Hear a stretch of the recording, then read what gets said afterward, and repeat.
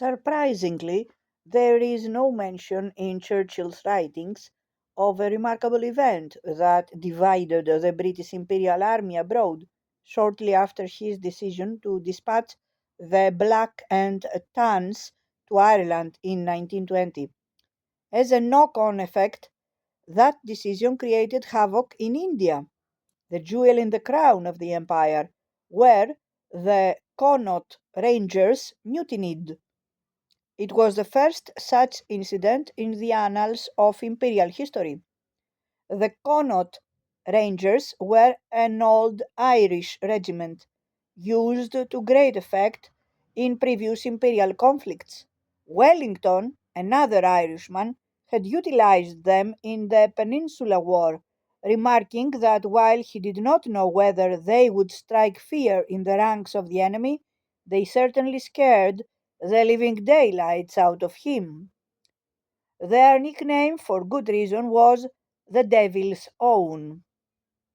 But letters that the Rangers were receiving from their families, coupled with the news reports in British papers describing the atrocities back home, began to pose awkward questions for some. On the evening of 27 June 1920, five soldiers stationed at Julundur in the Punjab, one of whom had experienced the brutality of the Tans firsthand, met in the wet canteen, so called for its liberal mix of human sweat and beer. Temperatures at that time of the year averaged 100 degrees Fahrenheit in the cities of the Punjab. The canteen was a place where, in the evening, letters from Ireland and old newspapers were passed around. It was a social network in which dissenting views were whispered. On this night, for the first time ever, according to some participants, the soldiers openly discussed their own role in India. None of them had been involved in the 1919 massacre in Jallianwala Bagh in nearby Amritsar, but Corporal Johos pointed out that the Connaught Rangers in India were carrying out the same functions as English regiments in Ireland. He calmly informed the other four soldiers that he would no longer serve the English crown in any capacity till all British forces had been withdrawn from Ireland. The others agreed. They would report their decision to the officer on duty and prepare to be imprisoned and sentenced. Only too aware that they could face summary execution, they told close friends in the barracks to inform their families in case they were disappeared. To the sergeant outside the guardroom, Hawes declared, "In protest against British atrocities in Ireland, we refuse to soldier any longer in the service of the King." The astonished sergeant cursed them as Bolsies, that is, Bolsheviks, and locked them up. The news spread rapidly throughout the regiment, some of whose detachments were on duty in nearby hill stations. On their return, Private Tommy Moran from Athlone offered himself to be imprisoned, like his colleagues, for Ireland's cause. As he was led to the guardroom, he turned around. 29 other soldiers were following him, with four others not far behind. While under arrest, they began singing rebel songs. The Boys of Wexford, the Wearing all the Green, and others, punctuated by chants of Up the Republic, etc. The battalion commander, Colonel Deacon, apprised of the seriousness of the situation, ordered them out of the prison and issued a stern warning while recalling the regiment's past glories in the Peninsular War, the Crimea, South Africa, and more recently Flanders. Were they going to destroy the fine reputation of an old regiment with an absurd mutiny? There was silence for a moment.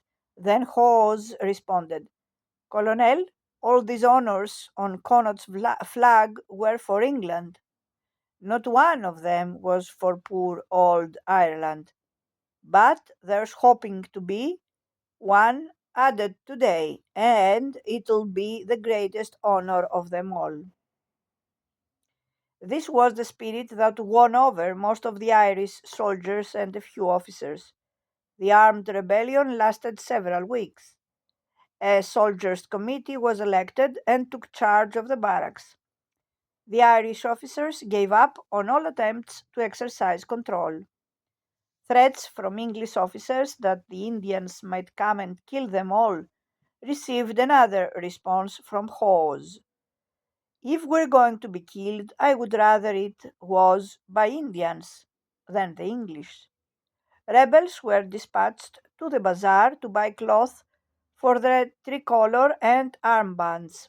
The Union Jack, fluttering over the barracks, was taken down and replaced with the Irish flag.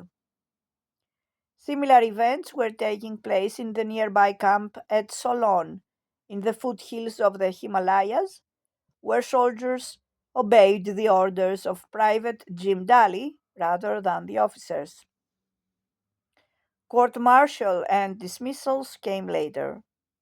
When the barracks were surrounded by tanks and truckloads of English soldiers, the Rangers wisely opted against armed resistance. They were taken to Dagsay prison, tried, and sentenced.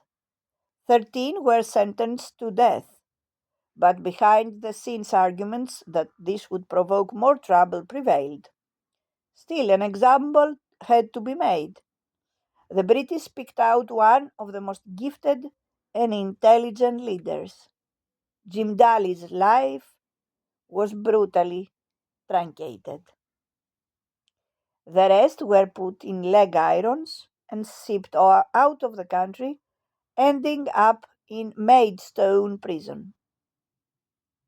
In his last letter to his mother, before he was executed, Daly wrote, My dear mother, I take this opportunity to let you know the dreadful news that I am to be shot on Tuesday morning, the 2nd November.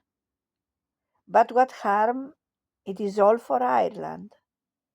I am not afraid to die. It is only thinking of you. If you will be happy on earth, I will be happy in heaven. I am ready to meet my doom. Out of 62 of us, I am the only one to be put out of this world. I am ready to meet it.